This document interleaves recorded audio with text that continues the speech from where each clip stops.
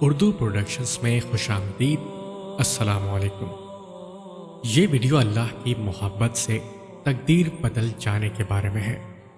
اگر ویڈیو پسند آئے تو اسے زیادہ سے زیادہ شیئر کیجیے اور سبسکرائب کرنا نہیں بھولیے گا۔ اللہ تعالیٰ فرماتا ہے کہ اے ابن آدم، ایک میری چاہت ہے اور ایک تیری چاہت ہے، ہوگا وہی جو میری چاہت ہے، بس اگر تو نے سپرد کر دیا اپنے کو اس کے جو میری چاہت ہے تو وہ بھی ملے گا جو تیری چاہت ہے، اور اگر تو نے مخالفت کی اس کی جو میری چاہت ہے تو میں تھکا دوں گا اس میں جو تیری چاہت ہے، اور پھر وہی ہوگا جو میری چاہت ہے۔ سوال یہ ہے کہ اللہ کی چاہت آخر ہے کیا؟ اس کی چاہت اس کی محبت ہے، اور محبت تو ہمارے چاروں طرف، دائیں بائیں، آگے پیچھے، ہر طرف پھیلی ہوتی ہے۔ سچی اور حقیقی محبت ہم اپنے رب العزت سے کیوں نہیں کر پاتے؟ اس سے عشق کر کے ہم کیوں سکون نہیں پا لیتے؟ بس ایک اسی کی محبت میں دنیا بھر کی تمام محبتیں چھپی ہوئی ہیں۔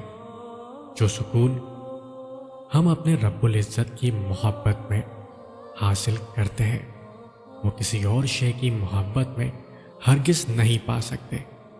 جس نے رب کی محبت پالی اسے دونوں جہاں کے خزانے مل گئے۔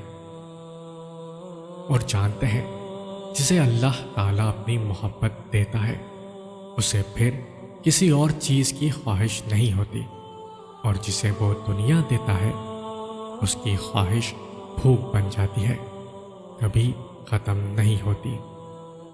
اور میرا ماننا ہے کہ ہر بندے کے لیے ہر معاملے میں اللہ کافی ہے، اور جس کے لیے اللہ کافی نہیں اس کے لیے کوئی کافی نہیں۔ اور بہت نادانی ہے کہ بندہ اپنی تقدیر سے راضی نہ ہو اور اس کے بدلے جانے کا خواہش مند ہو۔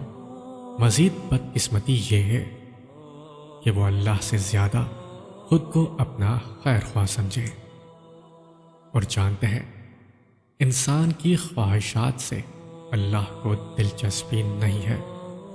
وہ انسان کی تقدیر اپنی مرضی سے بناتا ہے، اسے کیا ملنا ہے اور کیا نہیں ملنا اس کا فیصلہ وہ خود کرتا ہے۔ جو چیز آپ کو ملتا ہے آپ اس کی خواہش کریں یا نہ کریں وہ آپ ہی کی ہے، وہ کسی دوسرے کے پاس نہیں جائے گی۔ مگر جو چیز آپ کو نہیں ملنا وہ کسی کے بھی پاس چلی جائے گی مگر آپ کے پاس نہیں آئے گی۔